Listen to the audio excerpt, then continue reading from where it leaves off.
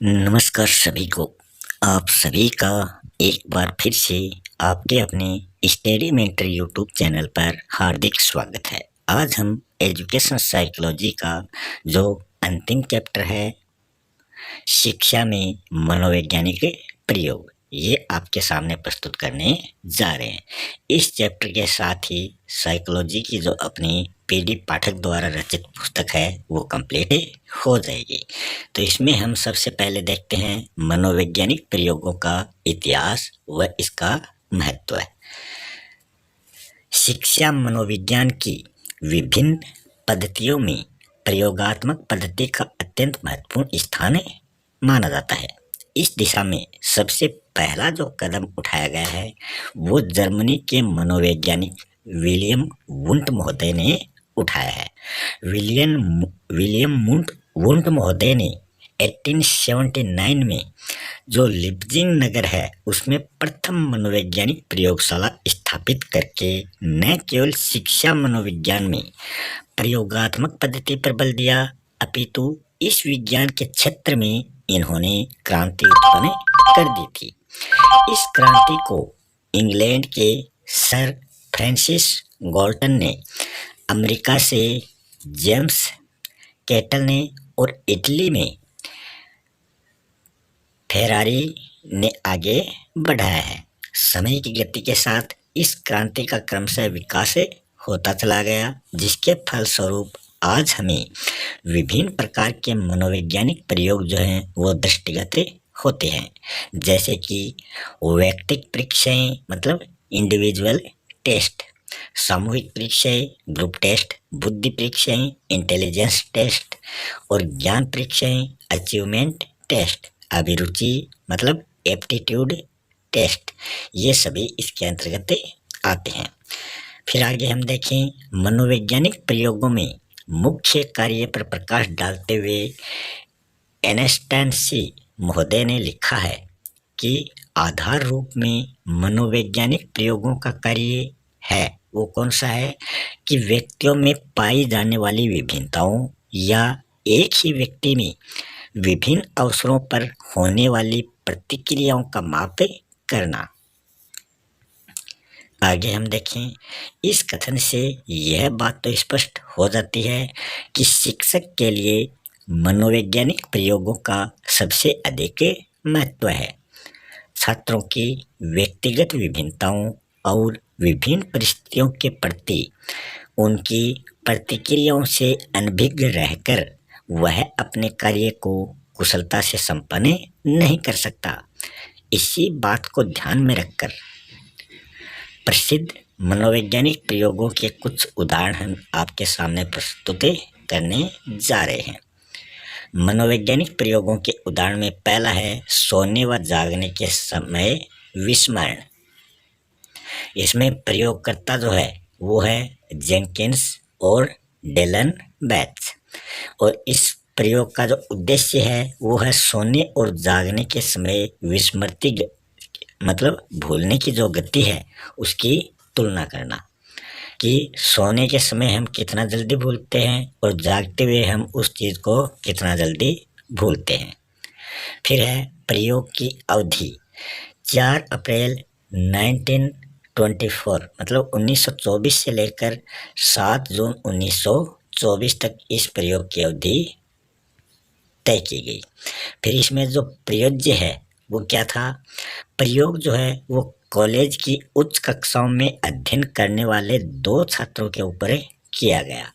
दिन में सामान्य रूप से वे छात्र इधर उधर जा सकते थे और रात्रि के समय वे दोनों छात्र प्रयोगशाला के बंगले के कमरे में सोते थे। फिर है स्मरण की जाने वाली सामग्री कौन कौन सी है।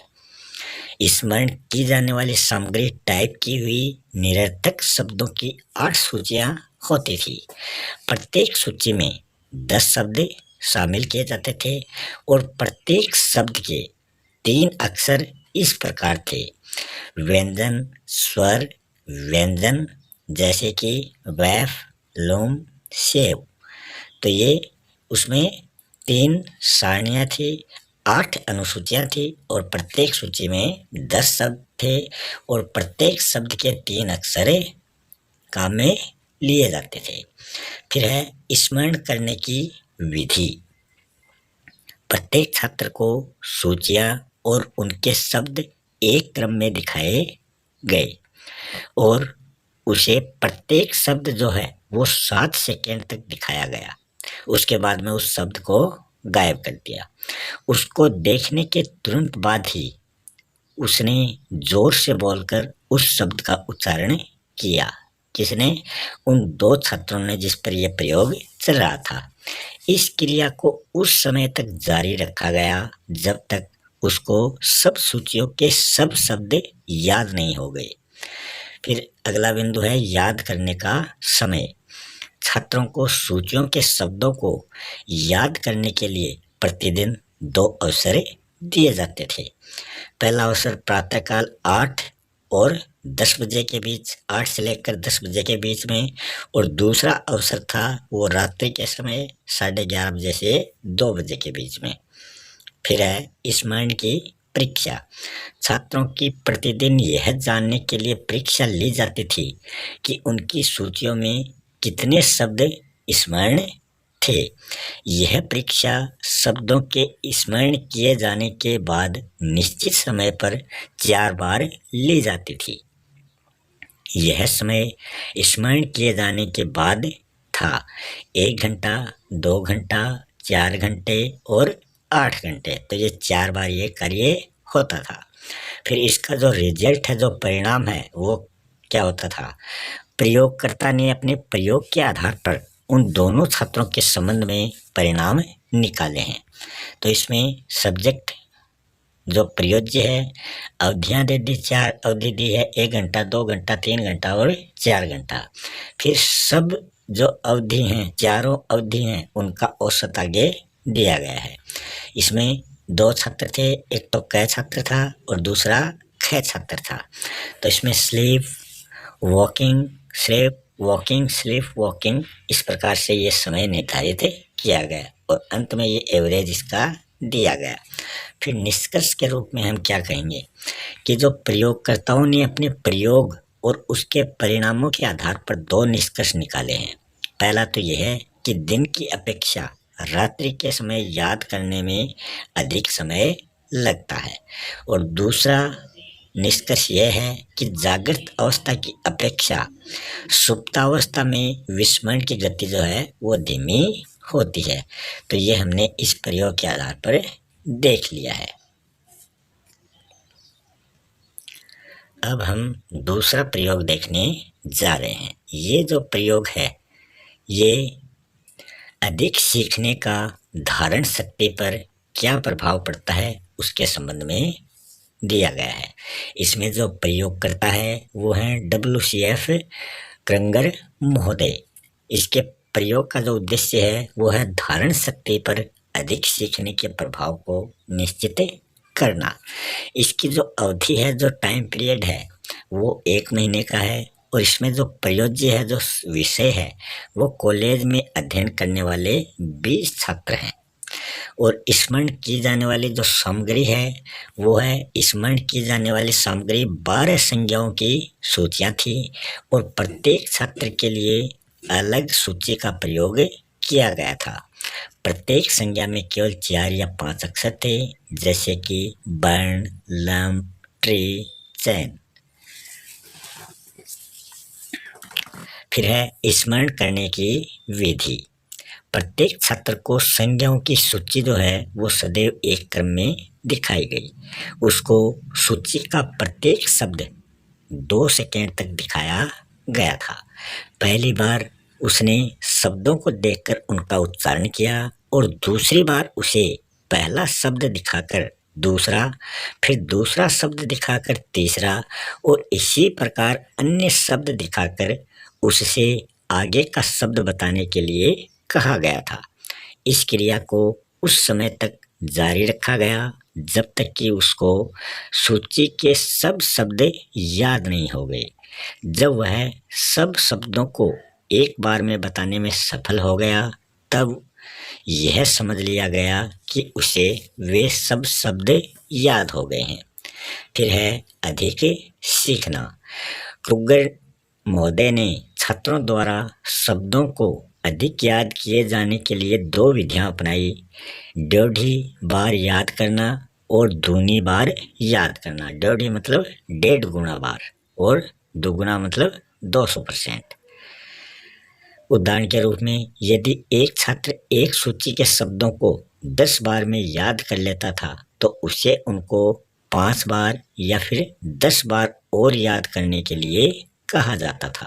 तो 5 बार उसमें डेढ़ हो गया और 10 बार उसमें दूना हो गया। फिर है स्मरण की परीक्षा। यह जानने के लिए कि डेढ़ी और दूनी बार अधिक याद करने से छात्रों को कितना अधिक याद रहा है, उसकी 6 बार परीक्षा ली गई थी। यह परीक्षा शब्दों के स्मरण किए जाने के बाद निश्चित समय पर ली गई। यह समय था 1, 2, 4, 7, 14, 28 दिन के बाद। मतलब यह समय दुगुना होता जा रहा। 1 का दुगुना 2, 2 का दुगुना 4, मगर 4 का दुगुना 8 न होकर इसमें 7 है। फिर 7 का दुगुना 14, 14 का दुगुना 28। फिर इसका जो रिजल्ट है वो क्या आया? क्रूगर ने अपने शब्दों के आधार पर 2 रिजल्ट निकाले। पहला रिजल्ट, जिन छात्रों ने सूचियों को 1.5 बार मतलब 1.5 गुना बार याद किया है उनको अधिक शब्द अधिक समय तक स्मरण रहे। और दूसरा जो परिणाम है वो है जिन छात्रों ने सूचियों को दूनी बार याद किया उनको उस अनुपात में अधिक शब्द अधिक समय तक स्मरण नहीं रहे। फिर निष्कर्ष के रूप में क्या कहा गया है कि क्रूगर ने अपने प्रयोग और उनके परिणामों के आधार पर 2 निष्कर्ष निकाले। पहला तो यह निष्कर्ष निकाला कि यदि कोई बात साधारण की अपेक्षा 1.5 बार याद की जाती है तो वो अधिक समय तक याद रहती है और इससे याद किए जाने के समय में भी बचत होती है।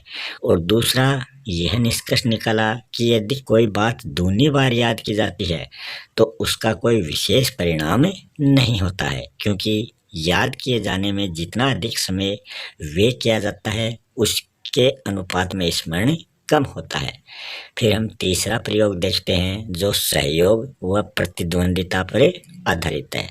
इसके जो प्रयोगकर्ता हैं वो जे.बी. मेलन महोदय हैं और इसके प्रयोग का जो उद्देश्य है वो छात्रों और छात्राओं की कार्य कुशलता पर सहयोग और प्रतिद्वंदिता की भावनाओं के प्रभावों की जानकारी प्राप्त करना है। और जो प्रयोज्य है वो है विभिन्न स्कूलों की 6 कक्षाओं के बालकों और बालिकाओं के 6 समूह है। इनमें से 4 समूह एक स्कूल के थे और एक समूह दूसरे स्कूल का था और एक जो समूह था वो तीसरे स्कूल का था। फिर इसकी जो कार्य पद्धति है वो है प्रत्येक बालक और बालिका को 7 अलग अलग पृष्ठों पर लिखे हुए जोड़ के सवाल दिए जाते थे, मतलब प्लस के सवाल। उनसे यह कहा गया कि वे प्रत्येक पृष्ठ पर यह लिखें कि प्रश्नों के लिए जो अंक दिए जाएंगे उसका श्रेय वे अपने को देंगे या फिर अपने समूह को देंगे। फिर है सहयोग व प्रतिद्वंदिता ज्ञात करने की विधियां। बालकों और बालिकाओं में सहयोग और प्रतिद्वंदिता की भावनाओं की जानकारी प्राप्त करने के लिए 5 विधियां अपनाई गई। सबसे पहली विधि है सामूहिक कार्य। बच्चों से 2 कैप्टनों का चुनाव करने के लिए कहा गया कि एक टीम में कैप्टन होता है तो उस टीम में 2 कैप्टनों का चुनाव करने के लिए बच्चों से कहा गया। जब चुनाव हो गया, सिलेक्शन हो गया, तब कैप्टनों ने अपनी अपनी टीम के सदस्यों को चुना। जोड़ के प्रश्न हल करने में इन दोनों टीमों में प्रतिद्वंदिता हुई थी। इस दशा में प्रत्येक बच्चे ने प्रश्नों को जोड़ने में अपनी टीम के सदस्यों को सहयोग दिया। फिर दूसरी विधि है साझेदारी, मतलब पार्टनरशिप। प्रत्येक बच्चे ने अपना साथी चुनने के लिए कहा गया।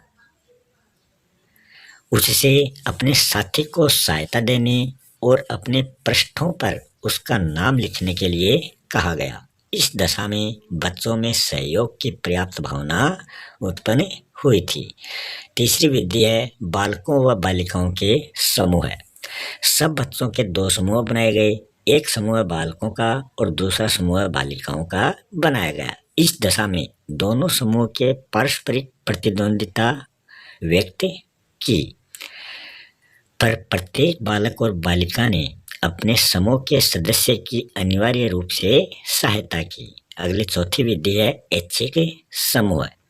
प्रयोगकर्ता ने अपनी स्वयं की इच्छा से सब बालकों और बालिकाओं को दो समूहों में बांट दिया। इस प्रकार निर्मित किए हुए समूह में परस्पर प्रतिद्वंदिता की भावना थी, पर साथ ही प्रत्येक समूह के सदस्यों ने एक दूसरे को सहायता दी। अंतिम पांचवी विधि है कक्षाओं के समूह। प्रयोगकर्ता ने विभिन्न स्कूलों के छात्रों और छात्राओं को अपनी अपनी कक्षाओं में स्थान देकर समूह बनाए।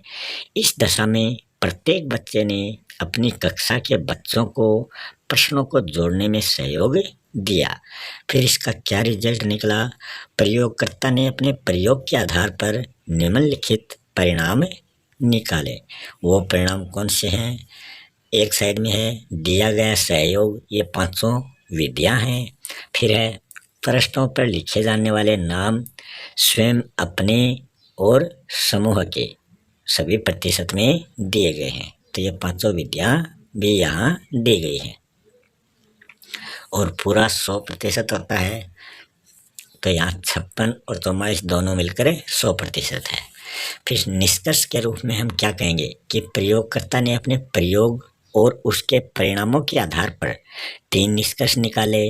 पहला निष्कर्ष निकाला बच्चों ने कक्षाओं और प्रयोगकर्ता द्वारा निर्मित समूह में कम सहयोग व्यक्त किया। दूसरा निष्कर्ष निकाला उन्होंने सामूहिक कार्य, साझेदारी और बालक बालिका समूह में अधिक सहयोग व्यक्त किया। तीसरा निष्कर्ष निकाला बालकों में एक समूह के प्रति अत्यधिक सहयोग और बालिकाओं के प्रति अत्यधिक प्रतिद्वंदिता की भावना थी। इसी प्रकार की भावना बालिकाओं में एक दूसरे के प्रति और बालकों के प्रति थी। फिर अगला प्रयोग है पूर्ण व अपूर्ण कार्यों का पुनः स्मरण। इसमें जो प्रयोगकर्त्री हैं वो है लेडी जेन बर्निक। प्रयोग का उद्देश्य है पूरे और अधूरे किए जाने वाले कार्यों का पुनः स्मरण करने की योग्यता में अंतर ज्ञात करना। प्रयोज्य है कि जिन व्यक्तियों पर प्रयोग किया गया उनकी कुल संख्या 138 थी। उनमें वयस्क, किशोर और बालक तीनों प्रकार के व्यक्ति थे। वे 4 समूहों में अग्रलिखित प्रकार से विभाजित किए गए। पहले समूह ए में 32 वयस्क और दूसरे समूह ब में 14 वयस्क और तीसरे समूह स में कॉलेज के 47 स्टूडेंट थे और समूह द में प्राथमिक विद्यालयों के 45 स्टूडेंट थे। फिर किए जाने वाले कार्य क्या थे? चारों समूहों को करने के लिए विभिन्न प्रकार के कार्य किए गए। इन कार्यों की संख्या इस प्रकार थी। समूह ए के लिए 22 कार्य थे जिसमें 32 वयस्क थे।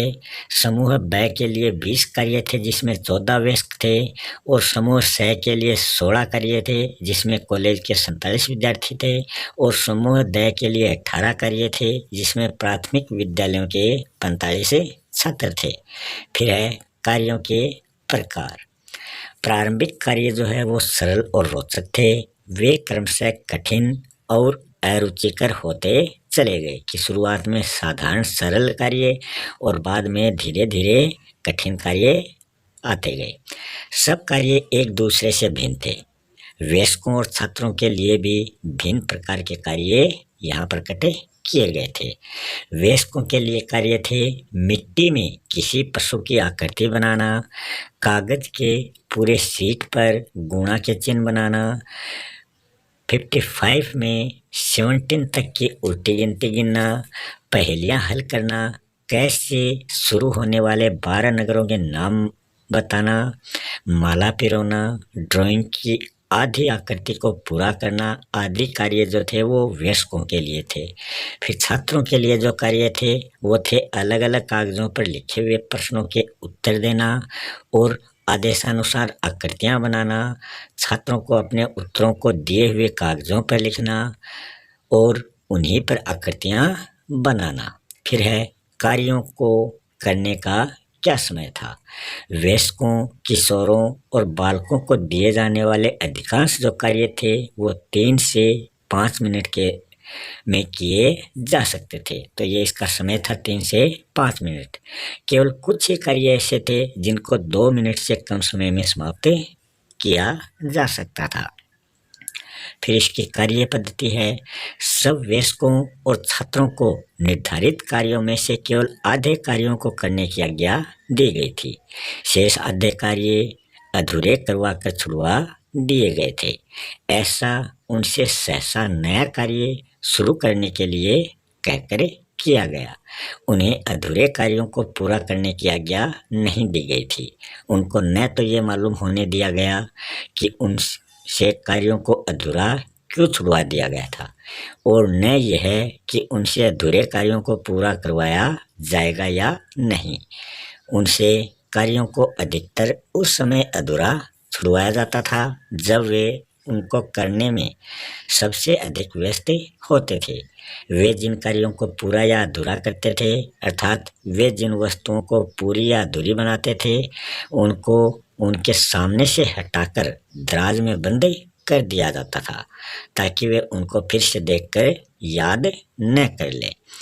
फिर है पुनः स्मरण परीक्षा। जब वयस्क, किशोर और बालक निर्धारित कार्यों को पूर्ण या अपूर्ण रूप से कर चुके हैं तब उनके पुनः स्मरण की परीक्षा की गई। उनसे पूछा गया कि उन्होंने कौन कौन से कार्य किए थे। जिन जिन कार्यों को उन्होंने बताया उनको लिख लिया गया और फिर उन कार्यों की 2 सूचियां बनाई गई। एक सूची में पूरे किए जाने वाले कार्यों को और दूसरी सूची में अधूरे कार्यों को लिखा गया। इन सूचियों को देखकर प्रयोगकर्त्री ने ये मालूम किया कि वयस्कों, किशोरों और बालकों को किन कार्यों का अधिक पुनः स्मरण हुआ या फिर पूर्ण या अपूर्ण। फिर इसका परिणाम क्या निकला। प्रयोगकर्त्री ने अपने प्रयोग के आधार पर निम्नलिखित परिणाम निकाले थे। इसमें समूह दिए गए हैं, 4 समूह हैं और जिन व्यक्तियों पर प्रयोग किया गया उनकी संख्या दी है। स्मरण रखने वाले व्यक्ति अधिक अपूर्ण कार्य, अधिक पूर्ण कार्य, अधिक पूर्ण व अपूर्ण कार्य सभी में यहाँ बांटा गया और लास्ट में इसका योग दिया गया। फिर निष्कर्ष के रूप में क्या कहा गया है कि प्रयोगकर्त्री ने अपने प्रयोग और अपने परिणामों के आधार पर 3 निष्कर्ष निकाले। पहला निष्कर्ष ये निकाला कि वयस्कों, किशोरों और बालकों में पूर्ण कार्यों की अपेक्षा अपूर्ण कार्यों का पुनः स्मरण करने की चौगुनी योग्यता थी। दूसरा निष्कर्ष ये निकाला कि उनको कुछ करके छोड़ने वाले कार्यों की अपेक्षा मध्य और अंत में लगभग छोड़ने वाले कार्यों का अधिक पुनः स्मरण हुआ। और तीसरा जो निष्कर्ष निकाला वो था उनको पूर्ण कार्यों की अपेक्षा अपूर्ण कार्यों का बहुत अधिक पुनः स्मरण हुआ। 5वां जो प्रयोग है वो है मुखाकृति से स्वयं का निर्णय। इसके जो प्रयोगकर्ता हैं वो है सी लैंडिस महोदय। इसका जो उद्देश्य है, जो पर्पज है वो है 3 इसके विशिष्ट उद्देश्य हैं। पहला है वास्तविक संवेगों के उत्पन्न होने के समय खींचे गए चित्रों को व्यक्तियों को दिखाकर संवेगों के संबंध में उनके निर्णयों को ज्ञात करना। दूसरा उद्देश्य है यह ज्ञात करना कि क्या व्यक्ति उस स्थिति का ठीक वर्णन कर सकते हैं जिसमें चित्र में अंकित एक विशेष प्रकार का संवेग उत्पन्न हुआ था।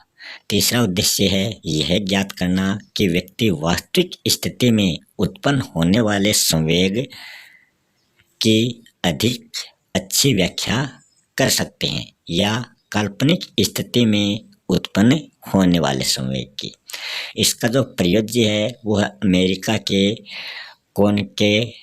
कॉनेक्टिकट वेस्लियन विश्वविद्यालय में अध्ययन करने वाले मनोविज्ञान के 42 स्टूडेंट्स प्रयोग किए जाने वाले जो चित्र हैं वो है, प्रयोगकर्ता ने ऐसे 77 चित्र चुने जिनकी मुखाकृतियों से संवेग अत्यधिक स्पष्ट रूप से व्यक्त होते थे।